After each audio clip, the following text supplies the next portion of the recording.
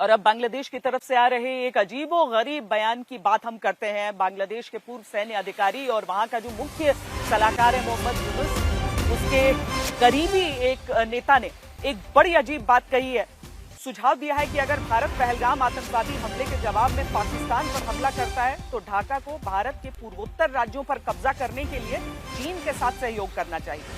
अब यूनुस के इस करीबी का नाम है retired major general ALM Fazlur Rahman. Facebook पर एक पोस्ट में उसने लिखा कि अगर भारत पाकिस्तान पर हमला करता है तो बांग्लादेश को पूर्वोत्तर भारत के 7 राज्यों पर कब्जा कर लेना चाहिए। उसकी तरफ से लिखा गया, मुझे लगता है कि इस संबंध में संयुक्त सैन्य व्यवस्था पर चीन के साथ चर्चा शुरू करना आवश्यक है। इसी खबर पर और जानकारी के साथ मेरे सहयोगी इंद्रजीत कुंडू इस समय जुड़ रहे हैं। इंद्रजीत, ये अजीब सी बात है, हालांकि ये पहली बार नहीं हुआ है। इससे पहले भी इस तरह का संकेत बांग्लादेश की तरफ से दिया गया है। एक ऐसा देश जिसका वजूद सिर्फ इस वजह से है कि भारत ने उसकी सहायता की, उसके जो स्वतंत्रता सेनानी थे उनकी सहायता की जब पाकिस्तान का दमन चल रहा था ईस्ट पाकिस्तान के हिस्से में। लेकिन आज इस तरह की बातें करते हुए बांग्लादेश के लोग क्या साबित करना चाह रहे हैं?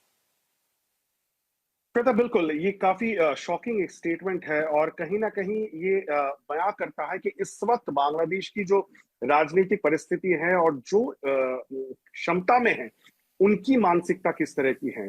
हालांकि ALM फजलुर रहमान का जो स्टेटमेंट है वो सोशल मीडिया में उन्होंने लिखा है और उन्होंने ये कहा है कि अगर ऐसी नौबत आई, भारत पाकिस्तान पर अगर आक्रमण किया, तो बांग्लादेश को चाइना के साथ भारत के उत्तरी पूर्व जो राज्य हैं उन पर कब्जा जमाने की कोशिश करनी चाहिए। और ये ऐसे वक्त पे वो कह रहे हैं जब मोहम्मद यूनुस खुद जब चाइना गए थे कुछ हफ्ते पहले, आपको याद होगा, तब उन्होंने भी एक विवादित बयान दिया था ये कहते हुए कि नॉर्थ ईस्ट लैंडलॉक्ड जगह है और बांग्लादेश के पास जो सी पोर्ट्स है उसको चाइना को देना चाहिए, इस्तेमाल करना चाहिए।